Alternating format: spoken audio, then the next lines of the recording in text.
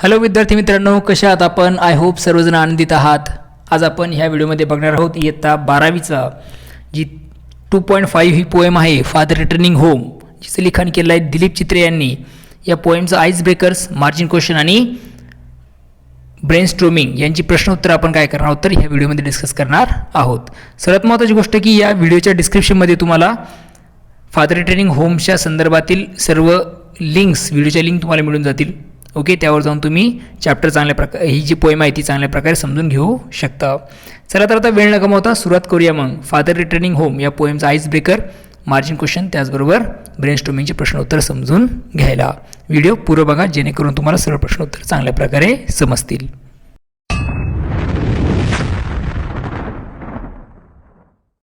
Father returning home by Dilip Chitre यांच्या पोएमचा ice ब्रेकर्सपासून आपण सुरुवात करत आहोत.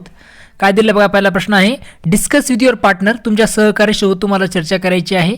The difficulties that you face, येणाऱ्या अडचणी, कशा तुम्हाला येणाऱ्या अडचणी किंवा तुम्ही ज्या फेस करता. Okay, while commuting to and from the college by public transport, म्हणजे ज्या कॉलेजला तुम्ही जाता येताना जो प्रवास करतात त्या प्रवासात तुम्हाला पब्लिक ट्रान्सपोर्ट वापरता, तुम्ही सार्वजनिक वाहतुकीचा वापर करता, तर त्या ज्या अडचणी तुमच्या समोर येतात त्या तुम्हाला इथे सांगायच्या आहेत. ओके, 4 तुम्हाला सांगायचे आहेत. तर पहिला दिलेलं बघा, bus stops are not located near us. पहिली प्रॉब्लेम म्हणजे बस स्टॉप जे आहे ते माझ्याजवळ नाहीत. We have to walk longer to catch bus and after that we can reach to our college. त्यासाठी आम्हाला काय करायला तर बस स्टॉप जवळ नाही आहे, त्यामुळे आम्हाला लॉंगरपर्यंत म्हणजे खूप अंतरापर्यंत चालत जावं लागतं बस पकडण्यासाठी, त्यानंतर आम्ही कॉलेजला पोहोचतो. ही पहिली अडचण आहे. Second, public transportation doesn't have proper schedule, therefore we have to wait for long hours sometimes. जे पब्लिक ट्रान्सपोर्टेशन आहे, सार्वजनिक वाहतूक जी आहे त्याचं एक प्रॉपर शेड्यूल नाही आहे, त्यामुळे आम्हाला काय करावं लागतं तर घंटोघंटे तिथे वाट बघावी लागते. C point, lots of stops in a journey या प्रवासामध्ये खूप असे स्टॉप्स असतात, म्हणजे जी गाडी थांबते. If your journey is 10 kilometre there will be more than 20 stop. जर तुमचा प्रवास हा 10 किलोमीटरचा आहे तर या 10 किलोमीटरमध्ये बस जवळपास 20 वेळा स्टॉप घेते किंवा थांबते. क्राऊडेड बसेस अँड ट्रेन्स, आणि बसमध्ये खूप गर्दी असते किंवा त्या ट्रेनमध्ये खूप गर्दी असते. Sometimes we may miss important lectures, कधी कधी आमचं काय होतं तर इम्पॉर्टंट लेक्चर आहे ते आमच्या कधी कधी काय होतं तर चुकतं किंवा आम्ही त्याला मिस करतो किंवा त्या वेळेत आम्ही तिथे पोहोचत नाही, त्यामुळे ते लेक्चरला आम्ही अटेंड राहू शकत नाही. There are few reserved seats for ladies, old citizens and physically disabled people. काही जे सीट्स असतात, जागा असतात त्या लेडीजसाठी, ओल्ड सिटीजन म्हणजे जे काही म्हातारे लोक असतील, फिजिकली डिसेबल लोक, अपंग लोक यांच्यासाठी काय असते तर रिझर्व असतात सीट्स. ती एक अडचण आहे. There is a risk of pickpocketing and chain snatching, आणि रिस्क असते कशाची तर पाकिटमार होण्याची किंवा मग चेन स्नॅचिंगचा, अशा प्रकारचे प्रकार होण्याची सुद्धा रिस्क आपल्याला तिथे दिसून येते. म्हणजे ह्या अडचणी आम्हाला फेस कराव्या लागतात जर आम्ही सार्वजनिक बसने काय करत असो, प्रवास करत असो आमच्या कॉलेजला जाण्या येण्यासाठी. तर पुढचा आहे बघा, the similar problems are faced by the other commuters on the way to their work place. अशा प्रकार जसे ज्या प्रकारच्या अडचणी तुम्हाला येतात तशा प्रकारच्या अडचणी या कम्युटर्सला म्हणजे जे प्रवासी आहेत त्यांनासुद्धा काय करावं लागतं तर फेस कराव्या लागतात किंवा त्यांनासुद्धा त्या अशा प्रकारच्या समस्यांना सामोरं जावं लागतं. Imagine their plight and suggest 3 solutions. ही त्यांची जी काही दैन्यावस्था आहे तिची कल्पना तुम्हाला करायची आहे आणि सजेस्ट 3 सोल्युशन, त्याकरता तुम्हाला काय करायचे तर 3 उपाय सुचवायचे आहेत. फ्लाईट म्हणजे काय तर दैन्यावस्था, वाईट अवस्था. ओके, तर पहिले दिले already, giving them your place to seat. तुम्ही तुमची जागा त्यांना बसायला देऊ शकता. 3 सोल्युशनपैकी तुम्हाला सांगायचे ते एक दिलेलं आहे, 4 तुम्हाला सांगायचे, मग राहिले 3 तुम्ही लिहिणार आहात. तर यात तुम्ही लिहू शकता बघा सोल्युशनमध्ये, we should arrange special bus public transport for senior citizen and physically disabled people. आपण काय करू शकतो, जे काही स्पेशल बस अरेंज करू शकतो किंवा पब्लिक ट्रान्सपोर्ट म्हणजे सार्वजनिक वाहतुकीची स्पेशल बस आपण सिनियर सिटीजन म्हणजे जे म्हातारे लोक असतील किंवा फिजिकल डिसेबल लोक असतील त्यांच्यासाठी आपण अरेंज करू शकतो. सेकंड पॉईंट आपण करू शकतो, the government should decide proper schedule of public transportation. गव्हर्नमेंटने काय केलं पाहिजे तर एक प्रॉपर शेड्यूल बनवलं पाहिजे, कशाचं, पब्लिक ट्रान्सपोर्टेशनचं, सार्वजनिक वाहतुकीचं. पुढचा पॉईंट तुम्ही लिहू शकता, the government should send extra buses therefore we can reduce crowds. गव्हर्नमेंटने काय केलं पाहिजे तर एक्स्ट्रा बसेस सोडले पाहिजे जेणेकरून काय करू शकतो आपण तर जे क्राऊड आहे गर्दी काय करू शकू आपण कमी करू शकू. Maintain and follow the public transportation rules carefully. जे की पब्लिक ट्रान्सपोर्टेशनचे रूल्स आहेत नियम आहेत ते काळजीपूर्वक तुम्हाला काय करायचे मेंटेन करायचे आणि त्यांना फॉलो करायचं आहे. या सगळ्यात महत्त्वाच्या गोष्टी आहे आणि ही सोल्युशन असणार आहे सर्व प्रवाशांसाठी त्यांची जी काही वाईट अवस्था आहे त्यातून बाहेर निघण्यासाठी. पब्लिक ट्रान्सपोर्टेशनचे रूल्स क्लिअरफुली फॉलो करा. पुढचा आहे कम्प्लीट द फॉलोइंग टेबल. खाली एक टेबल दिलेला आहे तो तुम्हाला पूर्ण करायचा आहे. काय दिले बघा ए आणि बी. एमध्ये दिलेलं आहे the way our elders take care of us. आपले जे एल्डर्स आहेत आपल्याशी मोठे जे आहेत घरामध्ये असतील किंवा समाजात असतील ते आपली कशाप्रकारे काळजी घेतात. आणि बीमध्ये आहे the way you can take care of elders in your family. आणि दुसरा जो बी कॉलम आहे त्यामध्ये तुम्ही तुमच्या घरातील जे काही एल्डर आहेत वयोवृद्ध आहेत किंवा आपले तुमच्याशी वयाने मोठे आहेत त्यांची तुम्ही काळजी कशा प्रकारे घेता. तर पहिलं आहे बघा ते कशी काळजी घेतात तर लव अँड प्रोटेक्ट अस. ते आपली काय करतात तर आपल्याला प्रेम करतात आपली ते काळजी करतात आपल्याला ते प्रोटेक्ट करतात. ओके तर पहिले एकदा हे बघूया की एल्डर्स आपली कशी काळजी घेतात. ओके लव अँड प्रोटेक्टर्स आपल्याला प्रेम करतात ते आपली काळजी घेतात. गाईड सपोर्ट अँड एज्युकेटर्स आपल्याला गाईड करतात मार्गदर्शन करतात सपोर्ट करतात. त्यानंतर एज्युकेट करतात म्हणजे शिक्षण देतात. Give us pocket money and gift आपल्याला पॉकेट मनी देतात गिफ्ट देतात. टेल अस फेरी टेल्स अशा वेगळ्या प्रकारच्या दंतकथा आपल्याला ते सांगतात कथा सांगतात स्टोरी सांगतात. Teachers Indian culture and tradition आपल्याला ते भारतीय कल्चर आणि ट्रेडिशन म्हणजे जे काही परंपरा आहे त्याबद्दल ते आपल्याला शिकवून देत असतात. आता पुढचा जो पॉईंट आहे बी कॉलम त्यामध्ये तुम्हाला सांगायचं आहे की तुम्ही एल्डरची कशा प्रकारे सेवा करता किंवा मदत करता कशा प्रकारे काळजी घेता. तर यामध्ये help them in daily chores ज्यांचे की रेग्युलरचे कामं आहेत त्यामध्ये त्यांना मदत करा. स्पेंड टाईम विथ देम त्यांच्यासोबत काय करायला पाहिजेत आपण वेळ खर्च केला पाहिजे त्यांच्यासोबत आपण बसलं पाहिजेत. Give the mental and moral support आपण त्यांना मेंटल म्हणजे मानसिक समाधान आणि मोरल सपोर्ट आपण त्यांना दिला पाहिजे. Take them doctor visit regularly त्यांना आपण डॉक्टरकडे व्हिजिटसाठी नेहमी नेलं पाहिजे. Take follow up of their medicine and meditation त्यांची जी काही मेडिसिनचं टायमिंग आहे त्याचा आपण फॉलोअप घेतला पाहिजे त्यांच्याकडून मेडिटेशन आपण करून घेतलं पाहिजे. अशा प्रकारच्या गोष्टी आपण करू शकतो त्यांच्यासाठी आणि त्यांची आपण काळजी घेऊ शकतो. Write your duties towards the following खाली काही ज्या खालील ज्या काही गोष्टी दिल्या आहेत त्यांच्या बाबतीत तुमची कर्तव्य तुम्हाला लिहायची आहेत.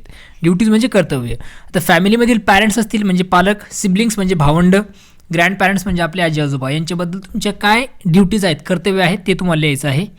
आणि स्कूल कॉलेजेसमधील टीचर्स आणि क्लासमेट्स आपले जे टीचर्स असतील त्यांच्याबद्दल तुमचे काय कर्तव्य आहेत. आणि कॉलेजेसमध्ये जे की क्लासमेट्स असतात तुमचे त्यांच्याबद्दल म्हणजे तुमचे सहकारी वर्ग सहकारी त्यांच्याबद्दल तुमचे काय कर्तव्य आहेत ते तुम्हाला लिहायचे. आता फॅमिलीमधील पॅरेंट्सबद्दल आपले काय कर्तव्य आहेत त्यातील पहिला बघा पॉईंट तुम्ही लिहू शकता to give respect to them त्यांना आदर द्या. सेकंड गोष्ट टू शेअर देअर रिस्पॉन्सिबिलिटीज त्यांच्या ज्या काही जबाबदाऱ्या आहेत त्या आपण काय केल्या पाहिजेत तर शेअर केल्या पाहिजेत. तिसरी पॉईंट तुम्ही लिहू शकता to discuss family problems and help them to solve it जे काही फॅमिली प्रॉब्लेम्स आहेत अडचणी आहेत फॅमिलीच्या त्या आपण काय केल्या पाहिजेत तर डिस्कस केल्या पाहिजेत आणि त्याला आपण काय केलं पाहिजे तर मदत केली पाहिजे ते त्यांची सोडवणूक करण्यासाठी. To help them in their work त्यांच्या कामामध्ये आपण मदत केली पाहिजेत. हे आपली कर्तव्य आहेत. सिबलिंग्स म्हणजे आपले भावंड आता भावंडांप्रती तुमचे काय कर्तव्य आहेत तर to be a role model for youngers जे आता मोठे होत आहेत त्यांच्यासोबत त्यांच्यासाठी तुम्ही एक रोल मॉडेल असणं गरजेचं आहे. तुम्ही चांगले वागले तर ते चांगले वागणार आहेत. बी फ्रेंडली त्यांच्यासोबत फ्रेंडली असा. तिसरा पॉईंट तुम्ही घेऊ शकता protect them and teach them good values त्यांची आपण काळजी घेतली पाहिजेत त्यांना आपण शिकवलं पाहिजे चांगले मूल्य जीवनाचे चांगल्या गोष्टी आपण त्यांना शिकवल्या पाहिजेत. To care them and show best way for good future त्यांची आपण काळजी घेतली पाहिजे आणि त्यांना चांगला रस्ता आपण दाखवला पाहिजे उज्ज्वल भविष्यासाठी. ग्रँड पॅरेंट्स आता ग्रँड पॅरेंट्स संदर्भात तुमचे काय कर्तव्य आहेत तर पहिलं तुम्ही लिहू शकता आजी आजोबांसाठी काय कर्तव्य तर त्यातलं पहिला तुम्ही घेऊ शकता respect to their views and thoughts त्यांचे जे काही व्ह्यूज आहेत आणि त्यांचे जे काही विचार आहेत त्यांचे आपण रिस्पेक्ट केले पाहिजेत आदर केला पाहिजेत. Take care of their health त्यांच्या तब्येतीची आपण काळजी घेतली पाहिजेत. स्पेंड टाईम विथ देम त्यांच्यासोबत आपण वेळ घालवला पाहिजेत. Learn values and get advice from them त्यांच्याकडून आपण नवीन आयुष्याचे जे काही व्हॅल्यूज असतील ते शिकल्या पाहिजेत आणि गेट ॲडवाईस आणि त्यांच्याकडून आपण काय सल्लेसुद्धा घेतले पाहिजेत आपल्या आयुष्यासाठी.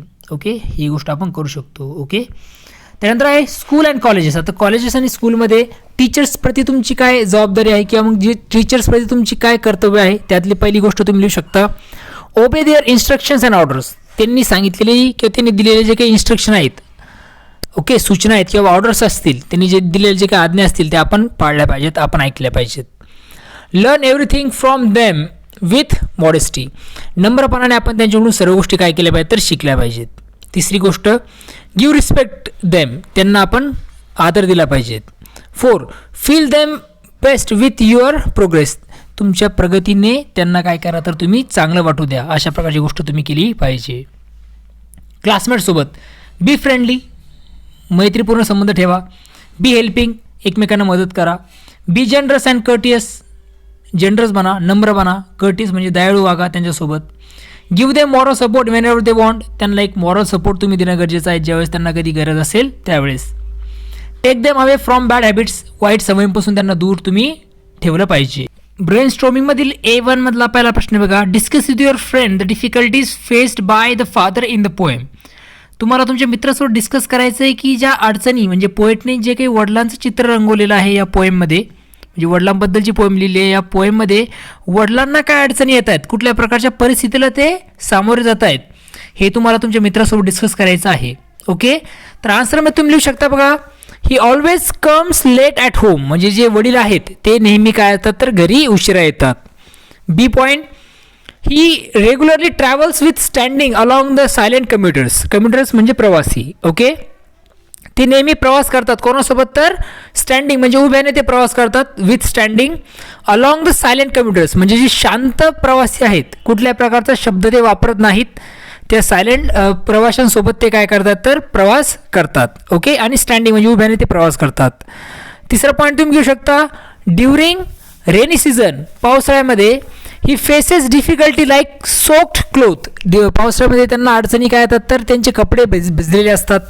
ओके, स्टेन कोट्स, आणि त्यांचे कोट असतात ते कोटसुद्धा कसे असतात तर खराब झालेले किंवा मग त्यांचा सुद्धा रंग उडालेला असतो, रंगहीन ज्याला आपण म्हणतो. पुढचा पॉईंट तुम्ही लिहू शकता. He chappals are sticky with mud, त्यांची जी चप्पल आहे ती कशाने, मडने म्हणजे चिखलाने काय झाली असते तर चिकट झाली असते किंवा भरलेली असते. पुढचा point, he cannot get proper food to eat, त्यांना चांगलं अन्न मिळत नाही खाण्यासाठी. Okay, he children do not share their secret and jokes with him, त्यांची जी मुलं आहेत त्या लेखकाने वर्णन केलेल्या वडिलाची जी मुलं आहेत ते काय करत नाही त्यांच्यासोबत कुठल्या प्रकारचे सिक्रेट किंवा मग जोक्स काय करत नाही तर शेअर करत नाहीत. हे तुम्ही लिहू शकतात की ह्या अडचणी त्या वडिलाला येत आहेत या पोएममध्ये. दुसरा प्रश्न काय दिला बघा. Discuss the character sketch of the father with the help of given points. आता तुम्हाला काय करायचं, फादरचं कॅरेक्टर तुम्हाला लिहायचं आहे, काही पॉईंट दिलेत खाली त्यांचा वापर करून. तर पहिला पॉईंट बघा. His pathetic condition. पथेटिक म्हणजे क्यू येण्याजोगी किंवा मग करुणामय, त्यांची जी की क्यू येण्याजोगी कंडिशन आहे, परिस्थिती आहे त्याबद्दल. The treatment he receives at home, त्यांना घरामध्ये कशा प्रकारची ट्रीटमेंट मिळते, वागणूक मिळते ती. ही सॉलिट्यूड, त्यांचा एकाकीपणा ज्याला आपण म्हणतो. And the way he tries to overcome it, आणि त्यांचा जो एकाकीपणा आहे कशा पद्धतीने ते ओव्हरकम करण्याचा प्रयत्न करत आहे, या चार गोष्टींचा वापर करून तुम्हाला काय करायचं तर त्या वडिलाबद्दल माहिती तुम्हाला लिहायची आहे. ए मध्ये तुम्ही लिहू शकता बघा. पथेटिक कंडिशन, करुणामय किंवा क्यू येण्याजोगी कंडिशन, परिस्थिती. तर यात तुम्ही लिहू शकता बघा. He got tired with his all day work, ते काय होऊन जातात तर थकून जातात. कशामुळे तर ते जे काही दिवसभर काम करतात त्यामुळे. It tells us he is hard working man, हे तर आपल्याला समजतं की ते कसे तर हार्ड वर्किंग म्हणजे खूप कष्टाळू असे ते व्यक्ती आहेत. ही हॅज वोन soggy shirt and pant as well as his raincoat and chappals also स्टेन विथ मड. एक सॉगी शर्ट ते घालतायत, पॅन्ट घालतायत, आणि ते त्यांचं जे काही रेनकोट आहे किंवा चप्पल आहे तो काय झाला आहे तर भरलेला आहे किंवा त्यांचा रंग उडलेला आहे किंवा भरलेला आहे तो कशाने तर मडने म्हणजे चिखलाने. त्यांची चप्पल असेल, रेनकोट असेल तो भरलेला आहे. It indicates that he is not given importance to his appearance due to his loneliness and alienation. यातून असं दिसतं आपल्याला की ते काय करत नाही तर इम्पॉर्टन्स देत नाही, महत्त्व देत नाही त्यांच्या अपीअरन्सला, त्यांच्या दिसण्याला. कशामुळे तर due to his loneliness and alienation, त्यांच्या एकाकीपणामुळे, एकटेपणामुळे ते काय करत नाही तर महत्त्व देत नाही त्यांच्या अपीअरन्सला, त्यांच्या दिसण्याला. He gets stale food in dinner, त्यांना शिळे अन्न मिळतं संध्याकाळी जेवणामध्ये. स्टेल म्हणजे शिळं अन्न. It indicates he has poor physical state, आणि यातून आपल्याला दिसतं की त्यांची जी काही फिजिकल स्टेट आहे, शारीरिक जी काही क्षमता आहे ती कशी तर पुअर आहे, म्हणजेच गरीब अशा प्रकारची त्यांची फिजिकल स्टेट आहे. He has dimmed eyes which indicates he is old age. त्यांची जी काही आयज आहेत, ओके, ते वयामुळे काय झाले तर क्षीण झाले, म्हणजे नजर अशी क्षीण झाली त्यांची, आणि यातून आपल्याला दिसतं की ते आता म्हातारे झाले आहेत. ओके, पुढचा पॉईंट तुम्ही लिहू शकता बघा. The treatment he receives at home. Okay, कशा प्रकारची वागणूक त्यांना मिळते घरामध्ये. ओके, तर यामध्ये तुम्ही लिहू शकता when he comes to home, ज्यावेळेस ते घरी येतात, no one welcome or greet him, कोणी त्यांची काय करत नाही, वेलकम करत नाही, स्वागत करत नाही. ग्रीट म्हणजे सुद्धा welcome. His family member is very careless towards him, त्याचे जे फॅमिली मेंबर आहेत, घरातील सदस्य आहेत, ते काय तर त्यांच्याबद्दल कसे आहेत तर खूप केअरलेस आहेत, म्हणजे निष्काळजी आहेत.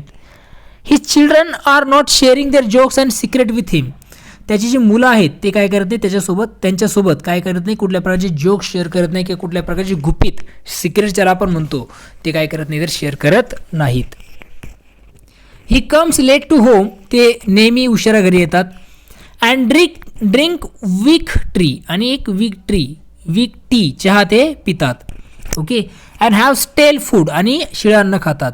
दिस kind of treatment he received at home, अशा प्रकारची वागणूक त्यांना घरामध्ये मिळते. ओके, पुढचा पॉईंट आहे ही सॉलिट्यूड, त्यांचा एकाकीपणा. ही always travel by train but he did not talk with his को पॅसेंजर, ते नेहमी ट्रेनने प्रवास करतात, परंतु त्यांचे जे सोबत जे को पॅसेंजर्स आहेत, कम्युटर्स ज्याला आपण म्हणतो, सहप्रवासी, त्यांच्यासोबत ते बोलत नव्हते. He came at home but he does not talk with his family members, ते घरी येतात परंतु ते काय करत नाही, कुठल्याही फॅमिली मेंबर्ससोबत बोलत नाहीत. हेच आपल्याला त्यांचा एकाकीपणा दिसून येतो. The way he tries to overcome it, आता कशा पद्धतीने ते या सगळ्या गोष्टींना ओव्हरकम करतायत, टॅकल करतायत, तर यामध्ये तुम्ही लिहू शकता ही यूज टू रीड बुक्स, ते पुस्तकं वाचतात. लिसन टू द रेडिओ ऐकतात. रिमेंबरिंग हिज गुड पास्ट रिमिनिसन्स, आणि त्यांची जी काही भूतकाळात घडून गेलेले पास्ट अशा छान अशा गोष्टी आहेत त्या आठवतात. And dreaming about his future, आणि त्यांच्या भविष्याबद्दल ते काय करतात तर स्वप्न बघत असतात. अशा पद्धतीने या सगळ्या गोष्टींना ते ओव्हरकम करण्याचं काम करत आहेत. A2 हा प्रश्न आहे बघा, त्यातला पहिला. Given below are the ideas conveyed through the poem, कवितेतून व्यक्त झालेल्या काही कल्पना पुढे दिलेल्या आहेत. Match the pairs and draw out the hidden meaning from the expression, पुढील जोड्या तुम्हाला जुळवायचे आणि वाक्प्रचारमधले अर्थ जे दडलेले ते तुम्हाला शोधून लिहायचे आहेत. ओके, तर मिनिंग आणि एक्सप्रेशन दिलेले आहेत, 2 कॉलम आहेत. तर बघा, पहिलं दिलेलं आहे चिल्ड्रन अवॉइड एक्सप्रेसिंग देमसेल्फ, मुलं जे आहेत ते स्वतःला एक्सप्रेस करायला टाळतात. तर यातून आपल्याला दिसतं मिनिंग आपण घेऊ शकतो हॉस्टिलिटी ऑफ चिल्ड्रन, चिडखोरपणा किंवा त्यांचा जो विरोध आहे ते दर्शवत आहेत मुलं, यातून असा त्याचा अर्थ होतो. सेकंड पॉईंट आहे father was deprived of refreshing hot beverage or nourishing diet.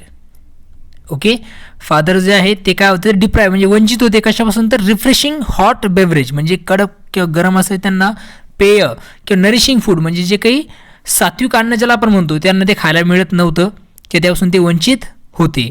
तर यासाठी ॲप्रोप्रिएट जी जोडी असणार आहे ती असणार आहे 5 नंबरची, ती म्हणजे his basic daily requirements were also not catered to. Okay, म्हणजे डेली रिक्वायरमेंट ज्या आहेत त्यांच्या त्यासुद्धा त्याला पूर्ण मिळत नव्हत्या त्या वडिलांना. ओके, पोएटने मेन्शन केल्या वडिलांना. The father hurries home crossing railway lines, जे फादर आहेत ते खूप हरी म्हणजे खूप वेगाने काय करतात तर रेल्वे क्रॉसिंग लाईनकडून घराकडे जात आहेत. तर याचा अर्थ आहे, याचा आन्सर असणार आहे नंबर 1, ते म्हणजे father is so eager to meet family members. Father जे आहेत ते काय तर खूप इगर आहेत म्हणजे खूप उत्सुक आहेत त्याच्या फॅमिली मेंबरला भेटायला. That he even doesn't bother about he safety, त्यामुळे ते काय करत नाही तर त्यांच्या सेफ्टीची सुद्धा काळजी करत नाही आहे, इतके ते इगर आहेत त्यांच्या फॅमिली मेंबरला भेटायला. 4th आहे बघा, the father was destined to listen only to the cracking sound on media. त्याचा आन्सर असणार आहे 9, ते म्हणजे काय तर the father couldn't even fulfil the least expectation of entertaining himself. Okay, त्यानंतर आहे पुढचा E, he sordid present is डिवॉर्ड ऑफ एनी होप. याचा असणार आहे indulge in to his past and future. त्यानंतर आहे एफ, त्याचा असणार आहे the father's endless commuting distance him from his children. आता एफचं असणार आहे 6 काय दिलं आहे बघा, father is not less than any tribal wanderer a modern nomad. पुढचं असणार आहे G, suburban area visible through the train is past unnoticed. आता जीचं आन्सर असणार आहे 8. ते आहे because of their is hardly anything enchanting, interesting in the monotonous routine journey to look out of the window. त्यानंतर आहे H. He just as a small word dropping from the sentence. आता Hचा असणार आहे 7. ते म्हणजेच काय तर he has least value in the society where his presence or absence might hardly make any difference. आणि आहे I. He doesn't get a place in a crowded train. त्याचं असणार आहे 4th. ते असणार आहेत अनकम्फर्टेबल जर्नी. हे त्याचे आन्सर्स तुम्ही घेऊ शकता. पुढचा आहे बघा, find the lines to prove the following facts from the poem. Okay, find the lines तुम्हाला शोधायचे आहेत जे फॉलोइंग खाली दिले जे काही फॅक्ट्स आहेत त्यांना ते मॅच होतात. Okay, father is deprived of good food. Deprived म्हणजे वंचित असणे किंवा दूर राहणे, चांगल्या अन्नापासून ते वंचित आहेत. ओके, यासाठी कुठली लाईन आहे पोएममधली, तर आन्सर तुम्ही घेऊ शकता बघा. Home again I see him drinking weak tea, eating a stale chapati, reading a book. ज्यावेळेस ते घरी येतात तेव्हा ते काय करतात तर वीक टी म्हणजे कमकोत अशी चहा पितात, म्हणजे बेचव चहा, आणि शिळं चपाती ते खातात आणि पुस्तकं ते वाचतात. ही लाईन त्यासाठी आहे. पुढचा आहे B. Children did not have a healthy relation with the father. मुलं जे आहेत त्यांचे हेल्दी एक चांगले रिलेशन नाहीत वडिलांसोबत. तर याचा आन्सर तुम्ही घेऊ शकता बघा. He sullen children have often refuse to share jokes and secret with him. Sullen means काय तर दुर्मुखलेले, बॅड टेम्पर्ड, वाईट मनाचे. ओके, ही लाईन त्यासाठी योग्य आहे. द पोएट डील विथ, तिसरा प्रश्न सुरू होतोय तो म्हणजे काय तर the poet deals with the theme of man's estrangement from a man made world, analyse it with the help of poem. आता इन्स्ट्रेंजमेंट म्हणजे काय तर परकेपणा किंवा तेढ. जी पोएट आहे तिचं थीम आहे बघा मॅन्स इन्स्ट्रेंजमेंट म्हणजे माणसाचा परकेपणा, समाजात राहून पण एकांत राहणं ज्याला आपण म्हणू शकतो. Okay, from a man made world म्हणजे जगाने जे बनवलेलं आहे, माणसानं जे बनवलेलं जे काही जग आहे त्यामध्येच काय तर माणूस काय तर परकेपणाने राहतो, माणसाचा दुरावा किंवा जगापासून तो परका राहतो. ही काय तर थीम आहे या पोएमची. ॲनलाइज इट, तिला ॲनलाइज करायचं आहे आणि the help of the poem, कशाच्या हेल्पने तर पोएमच्या साह्याने काय करायचं त्या गोष्टीला ॲनलाइज करायचं या गोष्टीला. तर आन्सर तुम्ही शोधा बघा. Man's estrangement from a man made world is the central theme of the poem. Man's estrangement म्हणजे माणसाचा परकेपणा, माणसाचा दुरावा, हे काय तर मॅनमेड वर्ल्ड म्हणजे मानवाने बनवलेल्या जगाची काहीतरी सेंट्रल थीम आहे. The word estrangement means the state of being isolated from a group. आता हा जो इन्स्ट्रेंचमेंट आहे त्याचा अर्थ काय होतो तर बिंग आयसोलेटेड म्हणजे एकांत राहणं, कशापासून तर समाजापासून. In this poem the father reach home late evening. या पोएममध्ये फादर जे आहेत, वडील जे आहेत ते काय होतात तर घरी उशिरा पोहोचतात. And have a week T and स्टेल फूड, आणि घरी आल्यानंतर ते कमकोत किंवा मग बेचव चहा पितात आणि शिळं अन्न खातात. It indicate his poor relations with family members. यातून काय दिसतंय तर it indicates his poor relation, त्याचे गरीब किंवा वीक असे रिलेशन दिसतात त्याच्या फॅमिली मेंबर्ससोबत. दिस इज लेस बॉन्डिंग, आणि एक लेस बॉन्डिंग बिटवीन देम म्हणजे त्यांच्या आपसामध्ये जो बॉन्डिंग आहे, जो एकमेकांसोबत जो सहवास असावा तो कसा आहे तर खूप कमी आहे. The father has provided everything to his family members even if he is lonely. The father has provided everything, वडील जे आहेत ते सर्व काही प्रोव्हाइड करतायत टू हिज फॅमिली मेंबर्स, त्याच्या फॅमिली मेंबरसाठी, फॅमिलीतील सदस्यांसाठी. Even if he is lonely, जरीही ते एकटे असले तरीही. They treated him as secondary and least important. ते काय करतायत तर सेकंडरी म्हणजे दुय्यम अशी वागणूक ते वडिलांना देत आहेत आणि त्यांना असं वाटतं आहे की काय तर ते काही महत्त्वाचे नाहीत. He children avoid to share jokes and their secrets with him. त्याची जी मुलं आहेत त्या पालकाशी, त्या वडिलाची, ते काय तर अवॉइड करतात त्यांच्यासोबत जोक शेअर करायला किंवा त्यांची गुपित सांगायला, सिक्रेट सांगायला. He works for them but he remain and live lonely unhappy and solitary. तो त्यांच्यासाठी काम करतोय परंतु तो कसा आहे तर एकटा आहे, एकटं किंवा एकांत असं दुःखी असं तो जिवंत आणि एकटेपणाचं एकाकी असं जीवन तो जगत आहे, ते वडील ते जगत आहेत. फोर्थ क्वेश्चन आहे, काय दिलं बघा. The father contemplates about his past and peeps in to his future. Peeps म्हणजे डोकावणे आणि कंटेम्प्लेट्स म्हणजे काय तर चिंतन करणं, मनन करणं किंवा खोल विचार करणं. तर याचा अर्थ होतो की जे वडील आहेत कवितेमध्ये दर्शवलेले ते स्वतःच्या भूतकाळाचा गंभीरपणे काय करतात, विचार करतात आणि भविष्यामध्ये ते डोकावतात. गिव्ह रिझन, याची तुम्हाला कारणं द्यायची आहेत. तर आन्सरमध्ये तुम्ही लिहू शकता बघा. At the beginning of the पोएमच्या सुरुवातीलाच the father is in sad mood. वडील जे आहेत ते कसे तर दुःखी अशा मूडमध्ये आहेत. Okay. He is not happy about his daily routine. ते त्यांचे डेली रुटीन जे आहे, त्यांची जी दैनंदिनी आहे त्याबद्दल ते काय तर आनंदी नाहीत. He is living dull and monotonous life. Okay. एकाकी असं नीरस असं ते जीवन जगत आहेत. डल म्हणजे नीरस आणि मोनोटोनस म्हणजे एकाकी. There is no communication with his family members, therefore he is remembering his past and recall their happy moments which gives him pleasure and happiness. There is no communication, कुठल्या प्रकारचा communication संवाद त्यांचा family मेंबरसोबत होत नाही. Therefore त्यामुळे ही is remembering, त्यामुळे ते काय आठवत आहेत, हिज पास्ट त्यांचा भूतकाळ, स्वतःचा भूतकाळ, and recall their happy moments आणि जे की भूतकाळ आठवून जे की हॅपी आनंदी अशा घटना आहेत भूतकाळातल्या त्या आठवत आहेत. Which gives him pleasure and happiness, आणि त्यामुळे त्यांना आनंद मिळत आहे या भूतकाळातील गोष्टी आठवून. He also think about his future and imagine about his grandchildren. ते काय करतात तर भविष्याबद्दल इमॅजिन करतायत. ओके. म्हणजेच विचार करतायत, कल्पना करतायत भविष्याची, आणि त्याचे जे ग्रँडचिल्ड्रन्स आहेत म्हणजे येणारे जे काही नातवंड आहेत त्याबद्दल ते विचार करत आहेत. And with them he will enjoy his life, आणि त्याचे येणारे जे ग्रँडचिल्ड्रन असतील म्हणजे येणारे जे नातू असतील त्यांच्यासोबत तो कशाप्रकारे एन्जॉय करेल त्याबद्दल ते विचार करत आहेत. He is dreaming about them too, आणि वडील जे आहेत ते काय करतात तर त्या लहान मुलांबद्दल ग्रँडचिल्ड्रनबद्दल काय करतात तर स्वप्न बघत आहेत. असं त्याचा आन्सर तुम्ही लिहू शकता. A3 काय दिलं आहे बघा. Complete the following using suitable describing words. खाली दिलेले जे काही वर्ड्स आहेत जे पोएममध्ये येत आहेत त्यांना डिस्क्राईब करणारे काही शब्द ब्रॅकेटमध्ये दिलेले ते तुम्हाला काय करायचे, सुटेबली लिहायचे आहेत. ओके. तर दिलेले शब्द आहे वीक, डीम, मडी, सॉगी अँड स्टेल.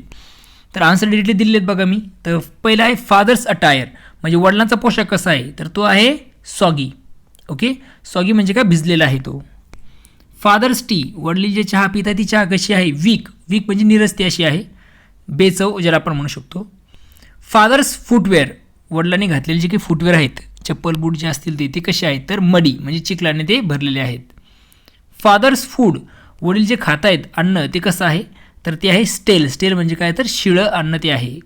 फादर्स आय साईट, वडिलांचे डोळे कसे आहेत, दृष्टी कशी आहे तर ती डीम आहे म्हणजे मंदती झालेली आहे किंवा कमजोर झालेली आहे. ओके. हे शब्दांचे प्रॉपर अर्थ तुम्ही घेऊ शकता. A4मध्ये प्रश्न आहे बघा. Fade homeward through the humid monsoon night. आता ही लाईन आहे पोएममध्ये. हिचं एक्सप्लेनेशन तुम्हाला पोएम जी एक्सप्लेन केलेली आहे मी तिची लिंक डिस्क्रिप्शनमध्ये दिली आहे, त्याच्यामध्ये तुम्हाला याचा अर्थ सगळा मिळून जाईल. तर आपण डिरेक्टली आन्सर समजून घेऊया. आता ही जी लाईन दिली आहे पोएमची. Okay. In the above line the weather is humid.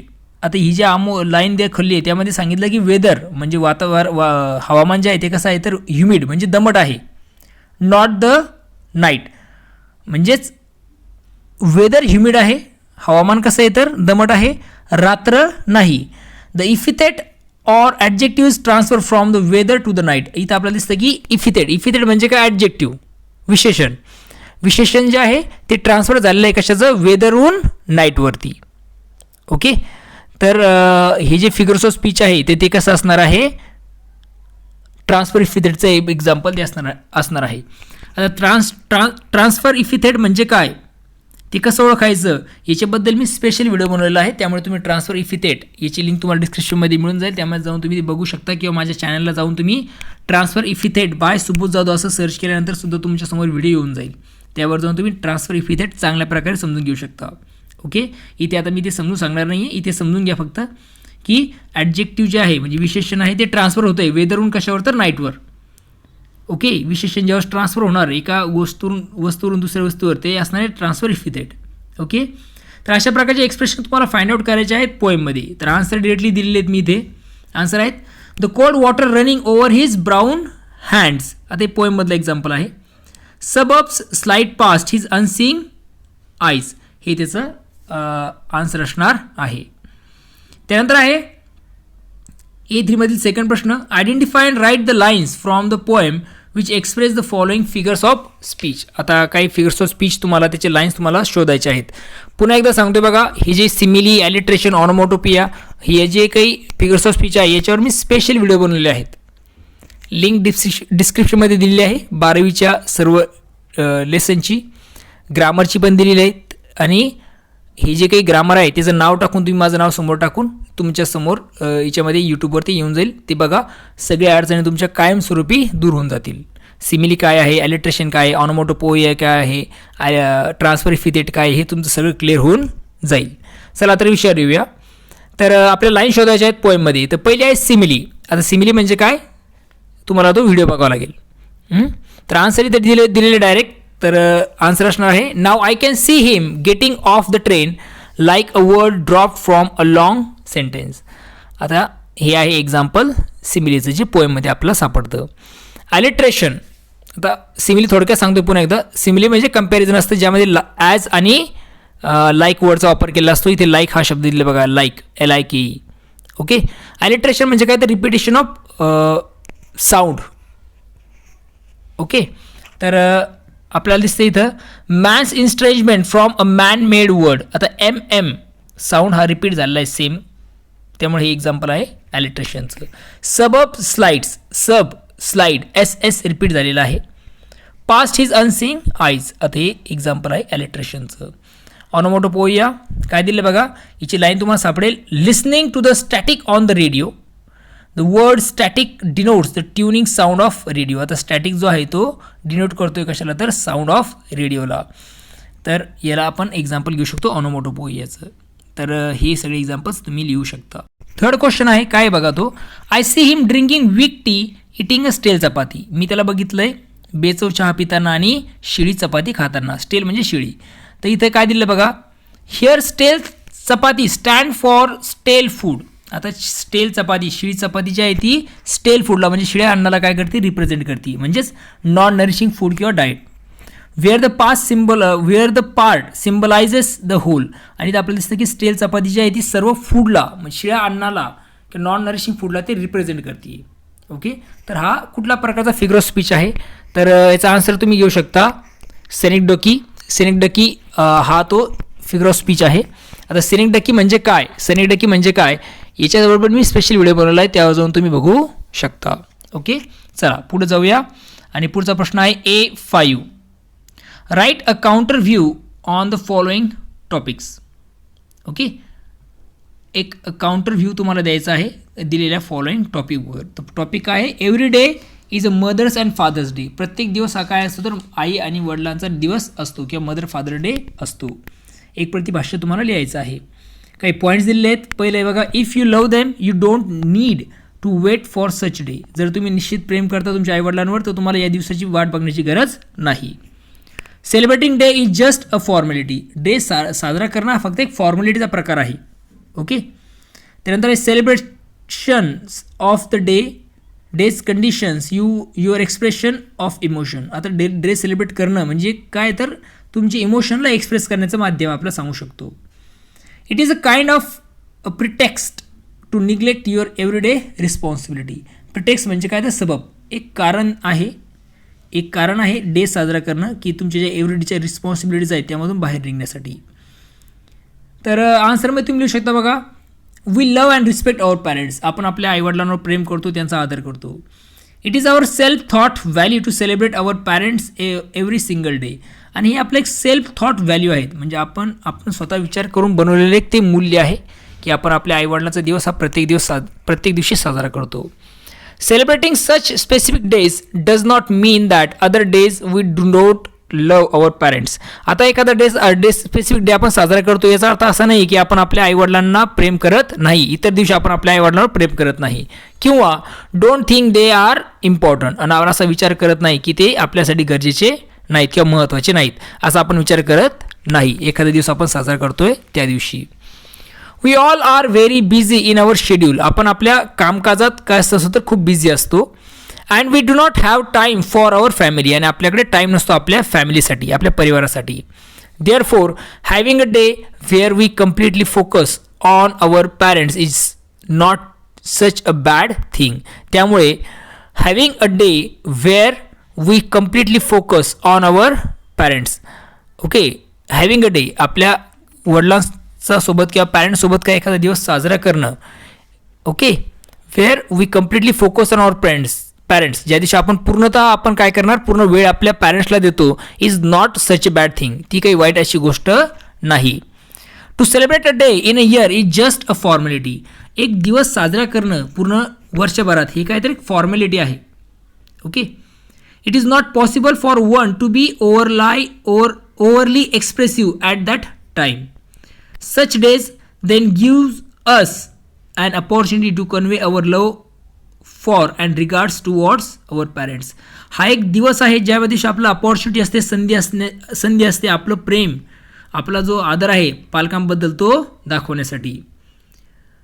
Through this days we grow closer to them. अशा दिवसांमुळे आपण काय होतं तर त्यांच्या खूप जवळ जात असतो. म्हणून celebrating mother's father's day is not an excuse to ignore one's parents on other days of the year. आता हे वडिलांचा जो दिवस साजरा करणं आहे तो काय नाही तर इतर दिवशी वडिलांकडे किंवा आईवडिलांना दुर्लक्षित करणं अशातला भाग तो नाही. So much as it is an excuse to celebrate them as the most influential and wonderful part of our life. हा जो दिवस आपण साजरा करतो निश्चितच तो कसा असणार तर एक अप्रतिम असा दिवस तो आपल्यासाठी असणार आहे. पुढचा आहे बघा, conduct a group discussion on a role of children towards their parents and senior citizens. एक ग्रुप डिस्कशन तुम्हाला ऑर्गनाईज करायचं आहे आणि विषय आहे the role of children towards their parents and senior citizen. मुलांची जी काही भूमिका आहे त्यांच्या आईवडिलांबद्दल आणि सिनियर सिटीजनबद्दल, ओके, म्हाताऱ्या लोकांबद्दल, तर त्याबद्दल तुम्हाला लिहायचं आहे की मुलांची काय भूमिका असणार आहे त्यांच्या संदर्भात. तर आन्सरमध्ये तुम्ही लिहू शकता बघा. आता हा प्रश्न तुम्हाला परीक्षेत येऊ शकतो, त्यामुळे हे प्रश्न तुम्ही चांगल्या प्रकारे समजून घ्यायचे आहे. ग्रुप डिस्कशनवर तुम्हाला एक 4 मार्काचा प्रश्न येणार आहे आणि त्यावर मी स्पेशली व्हिडिओ बनवलेला आहे, तो जाऊन तुम्ही बघू शकता. ओके, लिंक डिस्क्रिप्शनमध्ये दिलेली आहे किंवा मग माझ्या अकाउंटला जाऊन तुम्ही बघू शकता यूट्यूबच्या. आन्सर कसा असणार आहे बघा, मॉडरेटर म्हणजे जो सर्वांचे मुद्दे ऐकतोय, जो निर्णय देणार आहे थोडक्यामध्ये, तर तो सुरुवात करतोय. You have all been given a few minutes to think on your topic for today's group discussion. तुम्हाला काही मिनिटाचा वेळ मिळत आहे जो आजचा जो काही ग्रुप डिस्कशनचा मुद्दा आहे त्याबद्दल विचार करण्यासाठी. विच इज, आणि मुद्दा काय आहे, the role of children towards their parents and senior citizen. मुलांची भूमिका काय असणार आहे त्यांच्या पालकांबद्दल आणि सिनियर सिटीजनबद्दल, जे सिनियर म्हणजेच वयोवृद्ध लोक आहेत त्यांच्याबद्दल. You may now begin the discussion. आता तुम्ही डिस्कशनला सुरुवात करू शकता, चर्चेला सुरुवात करू शकता. हू वुड लाईक टू स्टार्ट, सुरुवात कोणाला करायला आवडेल. तर सुरुवात करते स्नेहा, काय म्हणते बघा ती. अशा प्रकारे तुम्हाला आन्सर लिहायचं आहे बरं परीक्षेमध्ये सुद्धा. ज्यावेळेस ग्रुप डिस्कशनचे प्रश्न तुम्हाला येतील, म्हणजे थोडक्यामध्ये हा जो मॉडरेटरचा मुद्दा आहे तो पाठ करून ठेवा. फक्त तुम्हाला काय करायचं आहे, विच इज नंतर जी पॉईंट आहे तो तुम्हाला चेंज करायचा, बाकी तुम्हाला तशा तसंच घ्यायचं आहे, ती पाठ करून ठेवा वाटलंच तर. ओके, तर आन्सरमध्ये लिहू शकता. स्नेहा काय म्हणते, I think the topic of this discussion is very relevant to all of us here. मला असं वाटतं की हा जो टॉपिक आहे डिस्कशनचा तो सर्वांशी रिलेव्हंट आहे, म्हणजे सर्वांशी संबंधित आहे इथे सगळ्या जमलेल्यांशी. ॲज चिल्ड्रन, एक मूल म्हणून किंवा मुलं म्हणून, we all share the responsibilities of being obedient and caring towards our parents. Obedients म्हणजे आज्ञाधारक. मुलं म्हणून आपण काय केलं पाहिजे तर आपल्या रिस्पॉन्सिबिलिटीज, आपली जबाबदारी आपण स्वीकारली पाहिजेत. एक आज्ञाधारक त्यांच्यासाठी आपण वागलं पाहिजे आणि काळजी त्यांची आपण घेतली पाहिजे आपल्या पॅरेंट्सची. But I think our social responsibilities extend beyond our home. परंतु मला वाटतं की आपली सामाजिक जी काही जबाबदारी आहे ती काय तर एक्सटेंड होते, म्हणजे वाढते आपल्या घरापासून, म्हणजे घराच्या बाहेर तुम्ही केल्यानंतर तुमची सामाजिक जबाबदारी काय वाढते. We must be equally caring and respectful of the senior citizens in our society. जबाबदारी वाढते म्हणजे आपण काय केलं पाहिजे, आपण इक्वली म्हणजे सारखं आपण काय घेतली पाहिजे, काळजी घेतली पाहिजे, आदर दिला पाहिजे सिनियर सिटीजनला, म्हणजे जे वयोवृद्ध लोक आहेत त्यांना. ज्याप्रमाणे आपण आदर करतो किंवा सन्मान करतो आपल्या पालकांचा, त्याचप्रमाणे त्यांनासुद्धा आपण आदर आणि सन्मान दिला पाहिजे.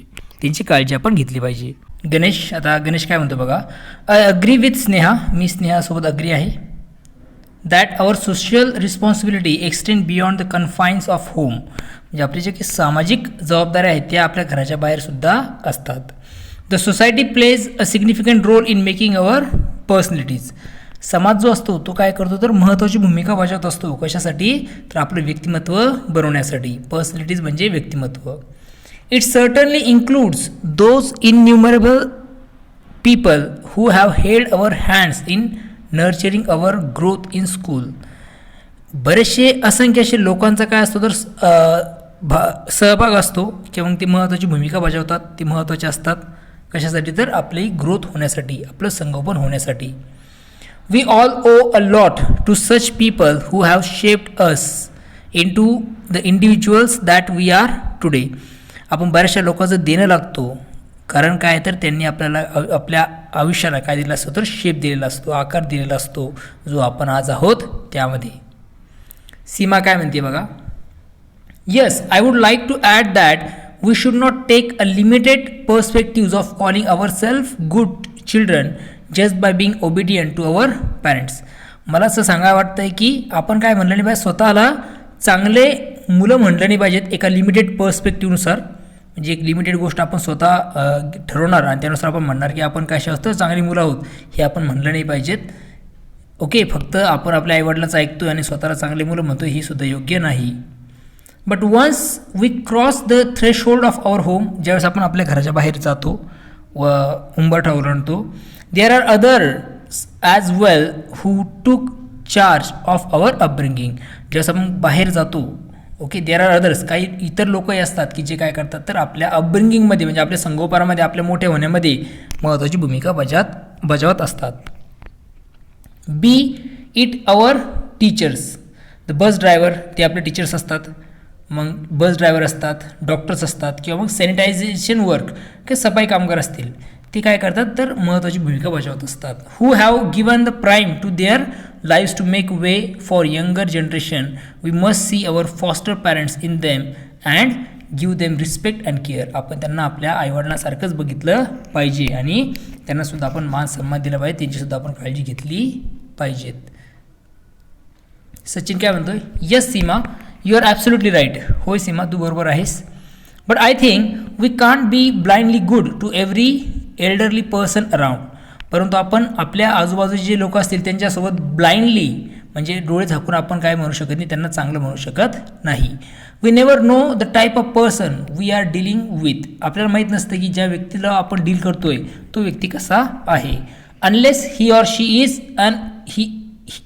Is an acquaintance or a family friend. जोपर्यंत आपल्याला माहिती होत नाही की तो आपल्या फॅमिलीच्या ओळखीचा आहे किंवा मग आपल्या फॅमिलीचा मित्र आहे, ओके, तोपर्यंत आपण काय करू शकत नाही, विश्वास ठेवू शकत नाही डोळे झाकून. We children are also in the vulnerable position. Vulnerable म्हणजे असुरक्षित. Of being exploited if we mistakenly engage with a wrong person. आपण जी मुलं आहोत ते काय असतं तर वल्नरेबल पोझिशन म्हणजे आपण असुरक्षित आहोत. ऑफ बिंग एक्सप्लॉयटेड, आपल्याला कोणीही एक्सप्लॉयट करू शकतं किंवा आपल्याला कोणीही त्रास देऊ शकतं.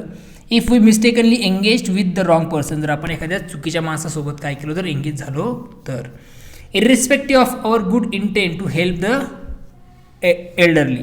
ओके, जर आपण काय केलं तर if we mistakenly engage with the wrong person irrespective of our good intent to help the elderly. जर आपण चुकीच्या लोकांच्या संपर्कात आलो तर निश्चितच आपल्यासोबत हे एक्सप्लॉटेशन होऊ शकतं आणि आपला उद्देश किती चांगला असला तरीही.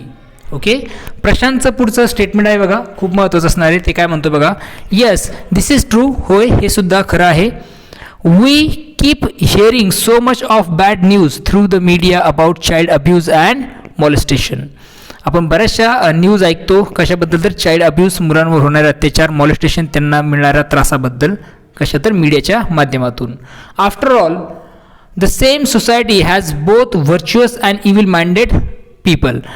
आफ्टर ऑल आपण म्हणू शकतो की या समाजामध्ये दोन्ही प्रकारचे लोक असतात. व्हर्च्युअस म्हणजे चांगली लोकंसुद्धा असतात आणि इव्हिल माइंडेड म्हणजे वाईट किंवा मग शैतानी प्रवृत्तीचे लोकंसुद्धा असतात. Therefore, it is very important for us to be careful while trying to be nice to the elderly of our society. त्यामुळे आपण काय असणं गरजेचं आहे, आपण स्वतः काळजी घेतली पाहिजेत ज्यावेळेस आपण काय करतो, एखाद्या एल्डर व्यक्तीसोबत काय करतो, संपर्क साधत असतो आपल्या समाजामध्ये. हा एक महत्त्वाचा पॉईंट प्रशांतने इथे सांगितलेला आहे. त्यानंतर Seema, I agree with Prashant says. जो प्रशांत बोललाय त्याबद्दल मी अग्री आहे, सहमत आहे. We have to be socially responsible. आपण सामाजिकदृष्ट्या रिस्पॉन्सिबल असलं पाहिजेत, जबाबदार असलं पाहिजेत. While insuring our own safety and security. आणि सोबत आपण स्वतःची सेफ्टी आणि स्वतःची काळजीसुद्धा आपण घेतली पाहिजे. आता सचिनचं पुढचं वाक्य आहे, दॅट इज राईट, हे बरोबर आहे. And coming back to our responsibilities toward our parents, it is important that we spend time with them. आता आपण काय करूया, आपल्या पॉईंटकडे येऊया आणि आपण काय केलं पाहिजे, आपल्या पालकांना काय केलं पाहिजे तर महत्त्व दिलं पाहिजे, त्यांना आपण वेळ दिला पाहिजेत. Ask them about their days. आपण त्यांच्या दिवसाबद्दल त्यांना विचारलं पाहिजेत. And help them out if they seem straight. आणि त्यांना आपण मदत केली पाहिजे जर ते कशी दिसत असतील तर, त्रासामध्ये किंवा मग स्ट्रेसमध्ये असतील तर. वेन वी वर किड्स, ज्यावेळेस आपण छोटे होतो, our parents understood what we needed and provided it to us even before we had to ask for it. ज्यावेळेस आपण लहान होतो त्यावेळेस आपल्या वडिलांनी सुद्धा आपल्याला काय केलं तर समजून घेतलं होतं की आपली गरज काय आहे, आपल्याला काय पाहिजे या संदर्भात. Okay, as they age now, आता ते म्हातारे झालेत किंवा वय झाले त्यांचं, it is essential that we to ensure their well being just like they did for us. आता त्यांचं वय झालं आहे तर हे महत्त्वाचं आहे, इसेन्शियल म्हणजे गरजेचं आहे की आपण सुद्धा समजून घेतलं पाहिजे त्यांच्या वेलबिईंगबद्दल. त्यांनी जे लहानपणी आपल्यासोबत केलं तशा प्रकारेच त्यांना चांगली वागणूक आपल्याला द्यायची आहे. स्नेहा काय म्हणते बघा पुढे, I completely agree with you Sachin. मी सचिनसोबत पूर्णतः अग्री आहे. In fact as our parents grow old, जसे आपले पॅरेंट्स हे वयाने वाढत चालतात, they might become forgetful or might not understood everything as quickly as they used to before. त्यांना काय होत नाही तर ते विसरत चालतात किंवा मग त्यांना अंडरस्टँड होत नाही, समजत नाही फास्टली, क्विकली, लवकर, पहिल्यांदा जसं त्यांना समजत होतं त्या प्रमाणात. We need to be patient with them. आपण त्यांच्यासोबत शांततेने, संयमाने वागलं पाहिजेत. They begin to think that they have become a burden on their child. त्यांना असं वाटायला लागतं की ते काय झाले, त्यांच्या मुलांवर काय झाले तर बर्डन झालेले आहेत, एक जबाबदारी झालेली आहेत किंवा ते एक ओझं झालेलं असं त्यांना वाटत असतं. ॲट सच टाईम, अशा वेळेस, it becomes essential for us to make them feel safe and love. अशा वेळेस आपण खूप गरजेचं असतं ते म्हणजे काय तर त्यांना अशी प्रकारची भावना येणे त्यांच्यामध्ये की ते सेफ आहेत, सुरक्षित आहेत आणि त्यांच्यावर अजूनसुद्धा आपण प्रेम करतो. We must share their responsibilities and assure them that they can count on us. We must share their responsibilities. आपण त्यांच्या रिस्पॉन्सिबिलिटीज, त्यांच्या जबाबदाऱ्या आपण शेअर केल्या पाहिजेत आणि त्यांना खात्री दिली पाहिजेत की आम्ही तुमच्यासोबत आहोत. सीमा, I would support Sneha and also like to add that our compassion should also extend to the elderly outside our homes irrespective of whether we know them or not. मी स्नेहाला सपोर्ट करते आणि हे सांगू शकते की जी माझी आवड आहे, कंपॅशन म्हणजे आवड, शुड ऑल्सो एक्सटेंड, आपली आवड ही घराच्या बाहेरसुद्धा वाढली पाहिजेत. जरी आपण एखाद्या व्यक्तीला ओळखतो किंवा मग नाही तरी पण आपण त्यांना सोबत असं वागलं पाहिजे. मॉडरेटर जो परीक्षक होता किंवा मग जो ऑब्झर्वर होता तो काय म्हणतोय बघा, ऑल राईट, ठीक आहे everyone, the given time is almost over. जो दिलेला वेळ आहे तो संपलेला आहे. Who would like to conclude the discussion please. कोण आता या डिस्कशनचा शेवट करेल? तर सीमा शेवट करते. फ्रेंड्स, मित्रांनो, considering all the points brought fourth in the discussion, आता जे काही गोष्टी आपण डिस्कस केल्या, काय गोष्टी आपल्या समोर आल्या या डिस्कशनमधून, तर we can conclude that we children must be responsible individuals both at home and outside home. असं या डिस्कशनमधून बाहेर आलं की आपण मुलांनी काय केली पाहिजे तर जबाबदारी घेतली पाहिजेत, दोन्ही जागेंची, घराची सुद्धा आणि घराच्या बाहेरसुद्धा. We should be respectful and caring for the senior citizens in the society. जे सिनियर सिटीजन्स आहेत, वयोवृद्ध लोक आहेत, त्यांच्यासोबत आपण रिस्पेक्टफुल, आदराने आणि केअरिंगने, काळजीपूर्वक आपण वागलं पाहिजे. As we would be to what our parents. ज्याप्रमाणे आपण आपल्या घरच्यांबद्दल, पॅरेंट्सबद्दल वागत असतो त्याप्रमाणे. We should give similar respect how we give to our parents. आपण इतरांना सुद्धा सन्मान दिला पाहिजे ज्याप्रमाणे आपण काय करतो, आपल्या आईवडिलांना सन्मान देत असतो. ओके, आता पुढे आहे write and appreciation of the poem father returning home. आता हे जे आहे याचा आन्सर तुम्हाला याच्यावर मी स्पेशल व्हिडिओ बनवलेला आहे, त्यामुळे याचा आन्सर मी तुम्हाला इथे देणार नाही. तर तुम्ही काय करा, सर्च करा father returning home appreciation by Subodh Jadhav, तुमच्यासमोर ॲप्रिशिएशन येऊन जाईल. किंवा मग लिंक ही डिस्क्रिप्शनमध्ये दिलेली आहे, त्यावर जाऊन तुम्ही बघू शकता. ओके. पुढचा प्रश्न 4th क्वेश्चन आहे बघा, काय तो, compose a short poem in about 4 to 6 lines on your father. तुमच्या वडिलांसंदर्भात तुम्हाला 4 ते 6 लाईनची एक पोएम बनवायची आहे. तिथे 4 लाईनची एक पोएम दिलेली आहे. आन्सरमध्ये तुम्ही लिहू शकता, to make my future bright, माझं भविष्य सुंदर बनवण्यासाठी you work for day and night, तुम्ही दिवस रात्र काम करता. Without you I would be zero, oh father you are my real hero, तुमच्याशिवाय मी शून्य आहे आणि तुम्हीच माझे काय तर खरे हिरो आहात, असा त्याचा अर्थ होतोय. त्यानंतर आहे बघा, कॅरेक्टर स्केच करायचं तुम्हाला तुमच्या फॅमिली मेंबरचं कुठल्याही एका. तर मी मेंबर निवडलेला आहे माय फादर, वडिलांबद्दलच आपण लिहूया. तर आन्सरमध्ये लिहू शकता बघा तुम्ही, he born and brought up in Beed, त्याचा जन्म बीडमध्ये झाला आणि तिथेच ते मोठे झाले. My father had a typical middle class upbringing, म्हणजे त्यांची जी वाढ झाली त्या फॅमिली कशी होती तर मिडल क्लास होती, मध्यमवर्गीय कुटुंबात ते वाढले. द यंगेस्ट ऑफ 3 सिबलिंग्स, 3 भावंडांमध्ये सगळ्यात मोठे होते. He was fairly average student, सुरुवातीला ते खूप ॲव्हरेज मध्यम स्टुडंट होते. He went on to complete his graduation in biology, त्यांनी त्यांचं शिक्षण हे बायोलॉजी विषयामध्ये जीवशास्त्र विषयात घेतलं. He was not a big fan of academics but cricket and bikes वर ऑलवेज हिज पॅशन, ते खूप चांगले अशा प्रकारे फॅन नव्हते अकॅडमिक्समध्ये, खूप असे हुशार नव्हते, परंतु क्रिकेट आणि बाईक्स त्यांच्या आवडता गोष्टी होतात, त्यामुळे त्यांना आवडायच्या त्या गोष्टी. He never miss a chance to cheer for team India and when it came to bikes he was always on the top of the latest launches, त्यांनी नेहमी भारताला चीअर्स केलं, भारतीय टीमला जेव्हा केव्हा मॅच असायची आणि जेव्हा केव्हा गाडीचा विषय यायचा त्यावेळेस ते लेटेस्ट लॉन्चबद्दल त्यांच्याकडे माहिती असायची किंवा होती. Buying his first bike with his on salary remains one of his most cherished memories, स्वतःच्या पैशाने घेतलेली जी बाईक आहे, ओके, स्वतःच्या पगारातून घेतलेली जी बाईक आहे ती त्यांच्यासाठी सगळ्यात चेरिश म्हणजे आनंदाची अशी ती गोष्ट त्यांच्यासाठी आहे किंवा खूप महत्त्वाची त्यांची ती मेमरी आहे, आठवण आहे. Being a government servant for the past 20 years, 20 वर्षापासून ते गव्हर्नमेंट सर्वंट आहेत. He has done everything right by the book, त्यांनी सर्व काही छान प्रकारे सांभाळलं आहे. Ensuring that his family gets the best of everything seems to be the motto of his life, त्यांचा उद्देश होता आयुष्याचा की त्यांच्या फॅमिलीला सर्व काही मिळावं. He has taught me patience, त्यांनी मला संयम शिकवला. सिम्प्लिसिटी म्हणजे साधेपणा अँड कम्पॅशन म्हणजे आवड, ही त्यांनी मला शिकवली. And I always get for advice and guidance from him, मी नेहमी त्यांच्याकडून काय घेतो, सल्ला घेतो, गायडन्स घेतो, मार्गदर्शन त्यांच्याकडून घेत असतो. My father means the world to me, माझे वडील माझ्यासाठी सगळे जग आहेत. त्यानंतर A6मध्ये काय करायचं तुम्हाला, दिलीप चित्रे यांनी जे काही ट्रान्सलेट केले संत तुकारामांचे अभंग, ओके, त्या काय करायचं तुम्हाला कुठून घ्यायच्या त्या, ही रिसिव्ड, आणि त्यामुळे त्यांना काय मिळालं तर साहित्य अकादमी अवॉर्ड मिळाला. तर ती इंटरनेट तुम्हाला ब्राउज करायचं आणि त्याबद्दल माहिती तुम्हाला मिळवायची आहे. ओके, हे तुम्ही स्वतः करणार आहात, इंटरनेटवर तुम्हाला हे मिळून जाईल. सेकंड आहे list various occupations related to services which can be rendered to the senior citizen. आता सिनियर सिटीजन्स जे असतील त्यांच्यासाठी जे काही सर्व्हिसेस प्रोव्हाइड करतं गव्हर्नमेंट किंवा आहेत, ऑक्युपेशन्स आहेत, वेळापराची व्यवस्था आहेत, ते तुम्हाला सांगायचे आहेत. तर 3 मी दिलेले आहेत, यावरती आणखीन जास्त तुम्ही शोधू शकता. अल्झायमर डिझीज होतो, अल्झायमर म्हणजे काय, विसरण्याचा रोग, तर त्यासाठी काउन्सिलचं हॉस्पिटल तुम्ही उघडू शकता. किंवा मग जेरॅट्रिक मेडिसिन स्पेशलिस्ट फॅसिलिटी इन हॉस्पिटलला, वयोवृद्ध लोकांसाठी स्पेशल हॉस्पिटल तुम्ही उघडू शकता. किंवा मग ओल्ड एज होम, म्हणजे जे ओल्ड एज होम आहेत म्हणजे सगळे ते म्हातारे लोक येऊन राहू शकतात, त्यांच्यासाठी एक तुम्ही अशा प्रकारे सुविधा करू शकता. इथे आपले फादर रिटर्निंग होम या चॅप्टरचे काय होतं तर सर्व प्रश्न उत्तरं संपून जातं. ही जी पोएम आहे याच्यावरचे जे काही प्रश्नोत्तर असतील ते आपले काय होऊन जात आहेत तर संपून जात आहेत.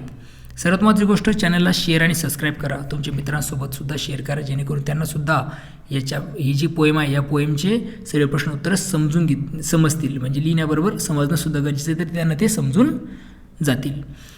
डिस्क्रिप्शनमध्ये काय लिंक दिलेले आहेत, त्या लिंकवर जाऊन तुम्ही इंग्लिशचं ग्रामर असेल 12वीसाठी महत्त्वाचं, 12वीचे प्रश्नोत्तर असतील किंवा धडे असतील याची व्हिडिओची लिंक मी दिलेली आहे, त्यावर जाऊन तुम्ही क्लिक करून ते समजून घेऊ शकता. त्यामुळे डिस्क्रिप्शनमध्ये जाऊन व्हिडिओ निश्चित बघा. ओके, तर पुन्हा भेटूया नवीन व्हिडिओमध्ये. बघत राहा सुबोध जाधव इंग्लिश सोल्युशन हे आपलं यूट्यूब चॅनल. तोपर्यंत थँक्यू अँड टेक केअर.